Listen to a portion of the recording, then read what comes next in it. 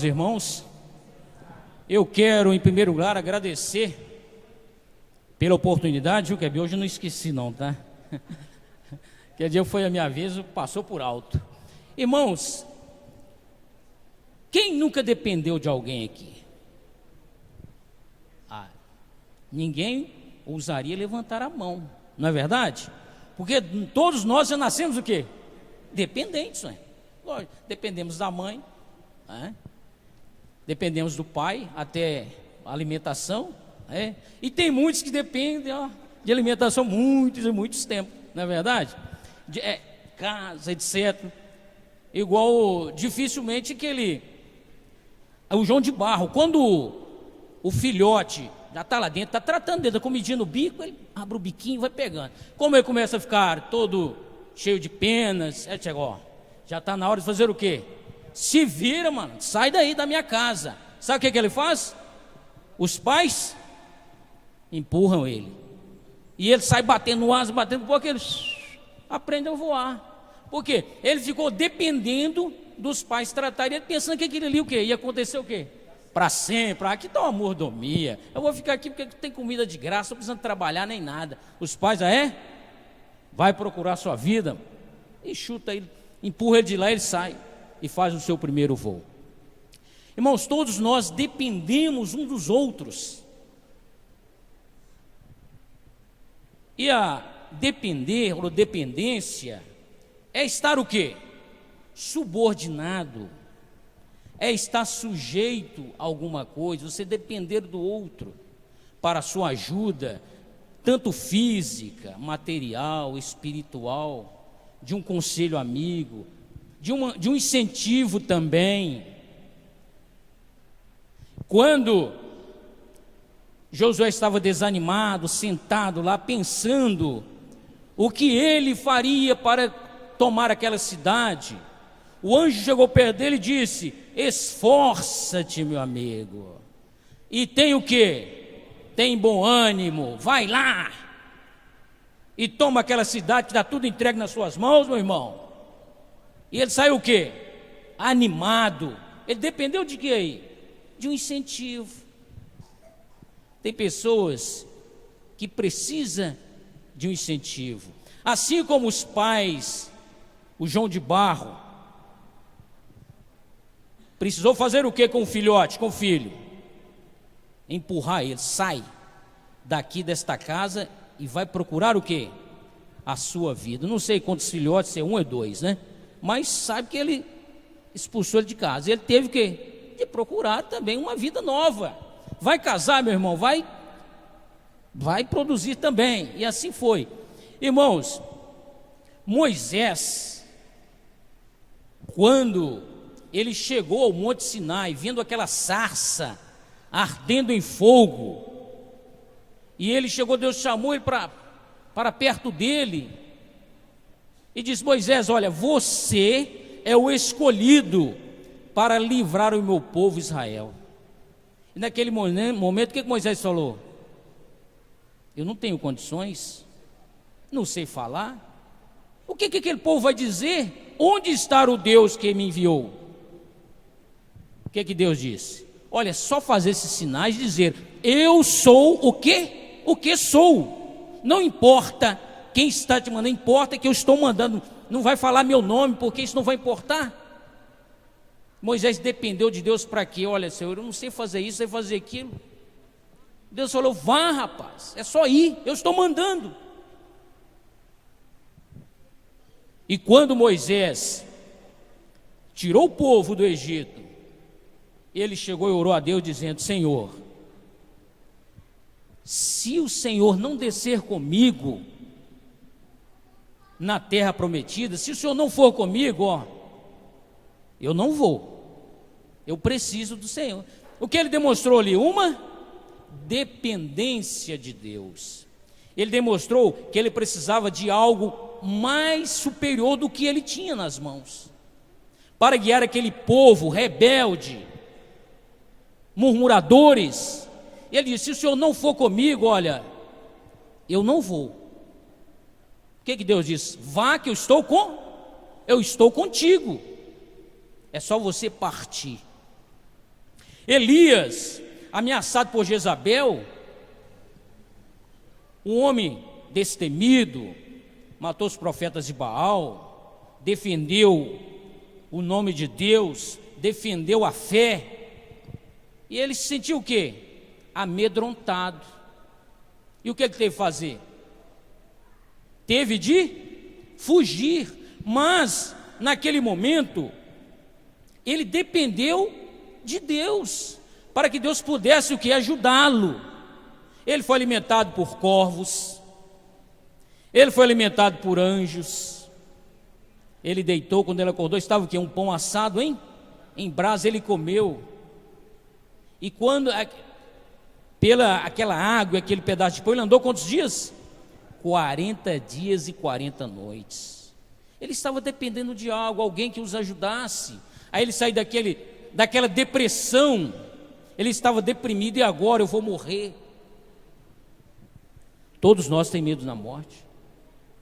Mesmo que tenha vida eterna, mesmo que Cristo prometeu a vida eterna, mas a vida de viver eternamente está o que? No nosso? Está arraigado no nosso coração. E não foi diferente com Elias. E Elias, ao sair, aquela fome, aquela seca, ele estava também necessitado de alguém que o ajudasse. E encontrou quem? Ele encontrou uma viúva. Deus falou: vá, que aquela viúva vai te sustentar de pão. E ele chegou lá, que a viúva fez bolo para ele. Ele comeu. A viúva disse: mas só tem um pouco de farinha. Não se importa, faz primeiro para mim, depois você pode fazer para o seu filho, mas faz para mim primeiro. E aquela mulher fez, e a farinha da mulher não parou, nem o azeite da botija. Mas aí, irmão, nós vemos como nós somos dependentes do irmão, do vizinho. Nós dependemos uns dos outros, mas muitas vezes o nosso orgulho não deixa. Nós somos orgulhosos, não somos, Saulo? Nós somos orgulhosos mesmo. Quando chega uma mão amiga, eu falei: eu não vou querer, porque eu não vou dar o braço a torcer. Mas eu já preciso também. Nunca, se você deve falar: eu não vou precisar nunca de ninguém.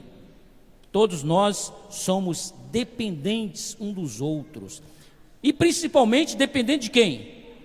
De Deus, que é o Deus criador dos céus e da terra, é o Deus supremo, que está acima de todos os deuses. Obadias, quando o rei apóstata, juntamente com sua mulher Jezabel, matava os profetas, ele pegou 100 profetas e escondeu numa caverna. E ali, aqueles 100 profetas dependiam o quê? Dele, unicamente dele. Ele separou 50 e 50 em uma lá e guardou. Ia levar para ele o que lá? Pão, água, levava as escondidas. Agora, numa seca, numa fome, agora onde ele arrumou pão e água? Né? Nós não sabemos. O importante aqui é que a história, para demonstrar, é a dependência que nós dependemos um dos outros. E Obadias foi lá e tratava o dedo, dava pão, às escondidas do rei, que se o rei soubesse, cortava-lhe a cabeça. O apóstolo Paulo diz o seguinte, no 2 Coríntios, capítulo 12, e o versículo de 7 a 10: para impedir que eu me exaltasse por causa da grandeza dessas revelações, foi-me dado um espinho na carne, um mensageiro de Satanás para me atormentar. 3 vezes roguei ao Senhor que eu tirasse de mim, mas ele me disse: minha graça é suficiente para você, pois meu poder se aperfeiçoa na fraqueza. Portanto, eu me gloriarei ainda mais alegremente em minhas fraquezas, para que o poder de Cristo repouse em mim. Por isso, por amor de Cristo, regozijo-me nas fraquezas, nos insultos, nas necessidades. Veja só, nas necessidades. Apóstolo Paulo foi um necessitado. Ele passou perigo muitas vezes e as pessoas ajudaram. Nas perseguições, nas angústias, pois quando sou fraco, o que é que ele diz? Aí que eu estou forte. Tem pessoas que deixam que a fraqueza o abate, ele fica com o semblante descaído, e aí que a depressão pega ele mesmo, e ele sempre vai ao pó. E o apóstolo Paulo aqui não foi diferente. Ele dependeu de quem? Estava dependente unicamente de Deus, porque foi colocado nele um espinho na carne. A Bíblia não fala que espinho é esse, mas foi dado o espinho para que ele não fizesse o quê? Se ele se exaltasse acima dos outros irmãos, talvez aqui por causa das revelações, não, eu tive a revelação de Deus, eu sou melhor do que você, do que Cicrano, do que Beltrano, eu sou melhor. Talvez seja isso, mas foi dado um espinho, olha, você não vai se exaltar, porque você está fraco, mas você será forte pelo meu poder. Israel, quando Deus disse para ele, você vai ser uma grande nação, você vai ser cabeça e não cauda, você irá emprestar, não irá pegar o quê? Emprestado, as nações serão benditas todas em você, Israel, você será uma grande nação. Foi isso que Israel foi feito para abençoar as outras nações serem abençoadas pelo Israel. Mas infelizmente, o que aconteceu? O que estudamos na lição? Israel passou o quê? A ser dependente de outras pessoas. Foram espalhados pela terra, foram oprimidos, por quê? Deixou de seguir o Deus criador de todas as terras, todas as coisas, e foram seguir o quê? Outros ídolos. E sim, como diz a Bíblia, a maldição sem causa não virá. Paulo era um fariseu estudado, poderoso, respeitado por todos e muito temido pelos cristãos. Mas depois que Jesus o tocou, ele se transformou em um cristão pobre, desprezado, tido como louco e perseguido por aqueles que o respeitavam antes de sua conversão. Diante dessa transformação, podemos dizer que aos olhos humanos, a vida de Paulo piorou muito, mas isso não importava, porque Paulo tinha uma visão espiritual das coisas. Ele diz aqui embaixo: embora eu mesmo tivesse razões para ter tal confiança, se alguém pensa que tem razões para confiar na carne, eu ainda mais. O que ele diz? Circuncidado no 8º dia de vida, pertencente ao povo de Israel, à tribo de Benjamim, verdadeiro hebreu, quanto à lei fariseu, quanto ao zelo perseguidor da igreja, quanto à justiça que há na lei, irrepreensível. Mas o que era a mim, o que é para mim, era lucro. Passei a considerar o quê? Perda por causa de quem? Por causa de Cristo. Aí quando ele viu que ele dependia de um poder além do dele, ele era o poderoso perseguidor, e ele chegava nas sinagogas e arrastava todo mundo, porque ele tinha o poder nas mãos, era dado para ele o poder. Mas quando ele viu, vem cá, isso aqui não tem valor nenhum para mim, eu vou regozijar em quê? Que eu fui circuncidado? Vou regozijar porque eu sou da tribo de Benjamim? Eu sou um fariseu? Não. Agora isso tudo ficou para trás, porque agora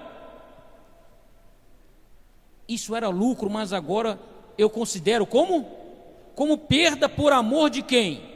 Por amor de Cristo. Aí sim, ele passou agora, eu dependo unicamente de um ser superior, melhor do que eu. O ser humano, o homem, ele é orgulhoso por natureza. O ego, não é isso que é bem? Quando fere o orgulho da pessoa, ele logo já se exalta, já briga, já acha ruim. Mas o apóstolo Paulo diz aqui, olha, para que isto? Eu me considero como perda, tudo comparando com a suprema grandeza do conhecimento de Jesus Cristo, meu Senhor, por cuja causa perdi todas as coisas. Ele perdeu o título honrado entre os judeus, ele perdeu tudo por amor de quem? Por amor de Cristo. E o que perdemos nós? Certa vez os discípulos perguntaram: Senhor, se nós te seguirmos, o que nós vamos ganhar? O que iremos ganhar? Como você não tem nada, você não tem lugar para dormir. Cristo diz, né? O Filho do Homem não tem nem onde pôr a cabeça, não tem lugar para dormir. Agora, você não tem nada, vamos ganhar o quê? Jesus diz: olha, vocês vão ganhar nessa vida, e sem mais o quê? 100 vezes mais. E deu para eles o quê? A certeza. Não pode seguir que vocês vão ganhar uma coisa superior aos bens deste mundo, que era o quê? A vida eterna.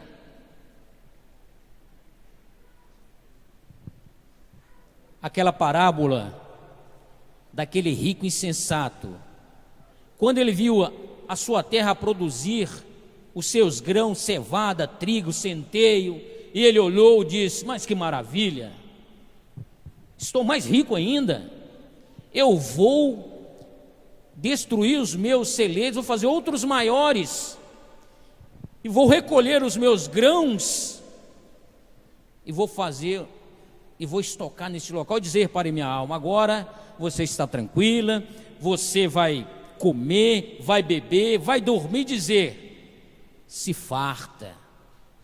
Aí Cristo diz: louco, hoje te pedirão a tua vida, e o que tens feito? Para quem será? Ele pensou: não, eu não sou dependente de ninguém, ninguém vai me ajudar.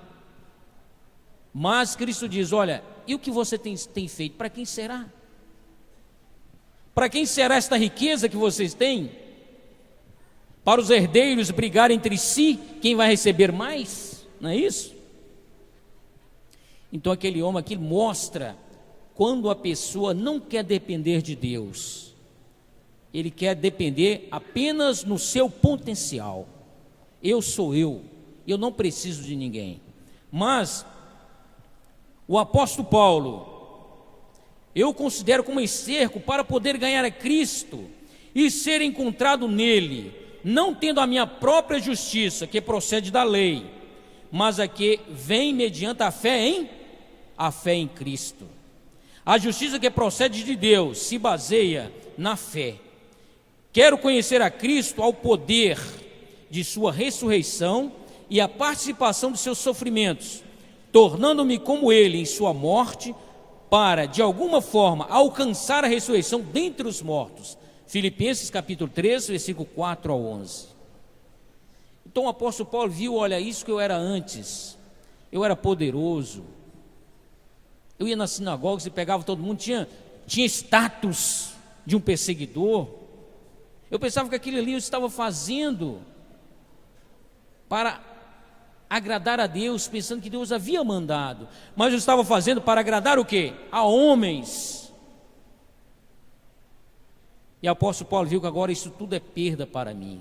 Agora eu dependo unicamente de Deus ou de Cristo em minha vida, para poder vencer os obstáculos. Gálatas no capítulo 2, versículo 20, versículo muito conhecido, diz o seguinte: diante disso podemos nos perguntar, qual era o segredo de Paulo? Qual era o segredo dele? Talvez vemos uma pessoa de sucesso, ou um irmão, qualquer pessoa. Qual é o segredo desta pessoa? Mas diz aqui: porque ele não se abalava com as coisas ruins que aconteciam em sua vida. Ele não se abalava com nada. Muitas vezes acontece coisas ruins conosco, aquilo serve para quê? Para nos detonar. E é o momento de muitas pessoas de cabisbaixos sentar no banco, ou nem sair, entrar num estado de depressão, que não quer conversar com ninguém, por causa do seu estado. Mas a resposta é: Paulo dependia de Deus, nós dependemos de Deus. E ele diz: fui crucificado com Cristo, assim já não sou eu que vive, mas Cristo vive em mim. A vida que agora vivo no corpo, vivo-a pela fé no Filho de Deus, que me amou e se entregou por mim. Veja a dependência do apóstolo Paulo. O segredo da vitória é entregar tudo nas mãos de Deus. Deus o resolve. Talvez não seja hoje, não seja amanhã, mas algum dia será solucionado o problema, porque Deus é poderoso para nos ajudar. Diz aqui, olha, Paulo aprendeu a depender de Deus em tudo, e ao analisar a passagem acima, podemos ver 4 coisas que nos ensinam a depender de Deus. Primeiro, os espinhos que nos levam a depender de Deus. Apóstolo Paulo teve um espinho aonde? Na carne, para que ele não se exaltasse. Coríntios capítulo 12, versículo 7, 2 Coríntios. E para que não me exaltasse, pela excelência das revelações, foi-me dado um espinho na carne, a saber, o mensageiro de Satanás, para me esbofetear, a fim de não me exaltar. As lutas que enfrentamos durante a vida são como espinhos. Aqui no bairro, quando o bairro começou, tinha muitas moitas e espinhos, chamava-se unha de gato, não é isso, Toninho? Unha de gato. Já viu que é bem esses espinhos? Unha de gato. Umas folhazinhas que tem vários espinhos. Você entra um pouco, você vai mexendo, só vai te espinhando. Chama-se unha de gato. Então, as lutas que enfrentamos na vida é como espinhos. E enquanto estivermos nesta terra, teremos que lidar com eles. Não é que a pessoa diz: agora eu aceitei Jesus, oh que maravilha, né? Acabou os problemas, acabaram-se as provações, agora eu vou ser rico. Porque Cristo prometeu, né? Você aceitar, eu vou ser rico. As pessoas pregam ainda desta forma: eu vou ser rico, se eu tenho um carro, vou ter 5, vou ter 10, etc. Não é assim. Aqui diz, né? Devemos lidar com eles, com esses espinhos em nossas vidas. Às vezes nos ferimos por conta própria. Talvez nós trazemos o problema para nós mesmos e nos ferimos. E às vezes Deus permite sermos o quê? Feridos para nos disciplinar. Hoje mesmo eu vim conversando com minha esposa lá fora: mas o que acontece isso aqui? Falei: não, Deus não é vingativo. Talvez a gente pensando dessa forma, que Deus não tomou tal coisa, não é que Ele está vingando conosco. Talvez Ele está nos disciplinando, prevendo uma coisa que acontecer conosco no futuro, e Ele está nos advertindo agora. Talvez a pessoa está numa cadeira, não, Deus quis assim. Não, irmãos, Deus não quer que ninguém fique na cadeira de roda. Deus não quer que ninguém leve um tiro na nuca, que é assaltado, que é esfaqueado. Deus não quer isso com ninguém. Deus é o quê? Amor. A Bíblia diz que Deus não tem prazer na morte do ímpio e na morte de ninguém. Agora, na morte dos salvos, Deus tem o quê? Prazer, porque a Bíblia diz: as suas obras os acompanham. Então, irmãos, e que muitas vezes para nos disciplinar, para nos ensinar. É por isso que muitas vezes acontece conosco. Mas isso nos leva muito o quê? A ficar com o semblante de quê? Descaído, fazer como Caim, ir na presença de Deus e começar a murmurar, a xingar, a dizer: por que isso está acontecendo comigo? Eu sou um dizimista, eu sou tal coisa, eu faço isso, eu faço aquilo. Mas aqui Ele vem para nos purificar, para nos disciplinar. Você pode se perguntar: se Deus é um Deus de amor, por que Ele permite a nós que machuquemos com os espinhos? Por que permite que sintamos dor? Na verdade, que Deus prefere nos ver tristes, perto dEle, do que sorrindo longe longe dele. Está vendo que importante? Deus quer nos ver triste perto dele do que sorrindo longe dele. Aí fica um sorriso sem graça, não é verdade? Então isso que Deus quer. Olha, você pode estar triste, mas você está aqui, ó, ao meu pé. Agora você ficar alegre fora, não vai resolver nada. Pecado também é como um espinho para a humanidade. E o homem declarou, Gênesis 3,17: visto que você deu ouvidos à sua mulher e comeu o fruto da árvore, a qual te ordenara que não comesse, maldita é a terra por sua causa, com sofrimento você se alimentará dela todos os dias de sua vida. Ela lhe dará espinhos e ervas daninhas, e você terá que alimentar-se das plantas do campo. Veja aí que a dependência do homem agora causou, né? Ele precisava mais ainda de Deus, porque ele precisava arar a terra, plantar, esperar a colheita ainda para depois comer, prepará-lo o alimento, descascá-lo os grãos de trigo, de cevada. Ele precisava de tudo isso. Ele passou a falar, olha, você agora vai alimentar-se do campo. Ele passou a depender-se do seu próprio trabalho suado. Está o calorzão aí fora, mas a pessoa está lá ralando, né? Está lá trabalhando. Então é isso que Deus diz, olha, maldita é a terra por sua causa, Adão. E ele passou o quê? A depender mais ainda do Criador de todas as coisas. Por ele Jesus levou os espinhos consigo para a cruz, para que pudéssemos receber o perdão de Deus. A segunda, aqui no apóstolo Paulo, a oração nos leva a depender de Deus. O apóstolo Paulo diz no capítulo 12 do 2 Coríntios, 3 vezes roguei ao Senhor que tirasse de mim. E ele orou 3 vezes. Deus respondeu a oração do apóstolo Paulo? Sim, ele respondeu. Ele sempre responde às nossas orações. Às vezes ele responde com sim, e outras com não. Às vezes ele responde sim, ou às vezes não. Então eu diz, olha, você pode fazer ou não pode fazer. Então não significa que é coisa ruim. Não é isso, Gabi? Não significa que é coisa ruim. Porque a Bíblia diz, não matarás, não adulterarás, não dirás falso testemunho com o teu próximo. São coisas boas. Não sempre é o sim que é bom. E o sim também é coisa o quê? Mal, coisa ruim.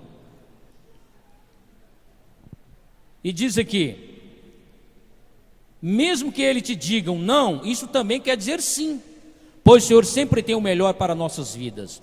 Um dos motivos pelos quais temos que enfrentar problemas, espinhos, é que eles nos levam à oração. Antes de ser preso, Jesus orou 3 vezes pelo mesmo motivo. Cristo, ele dependeu de Deus. E nós, que somos falhos, somos miseráveis, não vamos depender? Quando Cristo chegou, diz, olha, passe de mim este cálice. Eu não o quê? Eu não suporto. Mas, se for possível, agora se não for, o que ele diz? Faça o quê? Faça a tua vontade. É isso que nós devemos fazer, Senhor, faça a tua vontade. E não o quê? E não a minha, e não a nossa vontade. Que é bom saber que a vontade de Deus prevaleceu. Jesus sofreu por um breve momento, mas ressuscitou ao 3º dia e nos trouxe o perdão, cura, libertação, salvação. Isso só foi possível porque ele dependeu do Pai em todos os momentos. Assim como Jesus, devemos estar dispostos a ouvir, a aceitar qualquer resposta que venha de Deus. Ou um sim ou um não. Viver na graça nos leva a depender de Deus. Mas ele diz, minha graça é suficiente para você. Então a graça de Cristo é suficiente para nós. A Bíblia diz, pela graça o quê? Sois salvos. Mas isso não vem de vós, é dom de quem? É dom de Deus. Tudo o que precisamos é da graça de Deus. Ela é suficiente. Ela é suficiente, nos basta. A graça do Senhor nos ajuda nos nossos momentos de fraqueza, Quando você está fraco, o diabo quer que você levante sozinho. Ele quer que você anule o sacrifício de Jesus, fez na cruz. Mas se você se apoiar na graça de Deus, o nome de Cristo será o quê? Exaltado, e Satanás será o quê? Derrotado. Satanás será derrotado. Agora, se cairmos e falar, não, eu levanto sozinho, e você levantar, não foi Deus que te levantou, você não pediu auxílio divino. Aí Satanás é o quê? Exaltado, e o nome de Deus será o quê? Rebaixado. Mas quando levantamos com o poder de Deus, Satanás perde a força e diz, eu perdi essa aí, perdi essa batalha, agora eu estou derrotado. Como quando Jesus falou para Pedro, para trás de mim, Satanás. Que Pedro ia dizer, não, Senhor, isso não vai acontecer. Queria pôr dúvida onde, né? Na mente de Cristo, por dúvida, diz, para trás, Satanás. Nesse momento, é assim que devemos fazer. Fuja de mim. Paulo sentia prazer nas fraquezas, nas injúrias, nas necessidades, etc. E o crente deve ser assim. O crente passa por lutas, por problemas, mas é feliz de verdade. Quando você entende os benefícios da aprovação, você consegue tirar os olhos do problema e enxergar o amor de Cristo por você no meio da aprovação. Agora, quando nós só olhamos a aprovação, mas não vimos o auxílio que vem do alto, aí nós vamos ficar só ali no problema e não vamos o quê? Resolver o nosso problema. Meus irmãos, Tiago capítulo 1, 2 ao 4. Meus irmãos, considero motivo de grande alegria o fato de passar por diversas provações, pois vocês sabem que a prova da sua fé produz perseverança, e a perseverança deve ter ação completa, a fim de que vocês sejam maduros, íntegros, sem lhes faltar coisa alguma. Aprenda a depender de Deus. Quando os espinhos vierem, lembre-se de Provérbios que diz, confie no Senhor de todo o teu coração, e não se apoie em seu próprio entendimento, reconheça o Senhor em todos os seus caminhos, e Ele endireitará as tuas veredas ou os teus caminhos. Diz em minha consagração diária, na página 274, o seguinte, cada promessa que se encontra no livro de Deus, apresenta-nos o encorajamento para que possamos ser participantes da natureza divina. Esta é a possibilidade, depender de Deus, crer em sua palavra, fazer a sua obra, e isso podemos fazer quando nos apossamos da divindade de Cristo. Essa possibilidade vale mais que nós, do que todas as riquezas do mundo. Não há nada na terra para se comparar a ela. À medida que nos apossamos da força, assim posta ao nosso alcance, recebemos tão forte a esperança, que podemos depender inteiramente da promessa de Deus. E lançando mão das possibilidades que estão em Cristo, nós nos tornamos filhos e filhas de Deus. O que verdadeiramente crer em Cristo, torna-se participante da natureza divina. E tem força de que pode valer sobre qualquer tentação. Não cairá sob a tentação, nem será deixado a fracassar. No tempo de provação, ele apelará para as promessas, e por elas escapará das corrupções que pela concupiscência há no mundo. Então, irmãos, que possamos jogar o nosso orgulho ao pó e depender de Deus para a nossa caminhada rumo à Canaã celestial. E também, se dependemos um dos outros, não vamos se envergonhar, porque fomos nascidos para servir e para ser servido. Que Deus nos ajude. Amém. Amém. Vamos nos colocar de pé.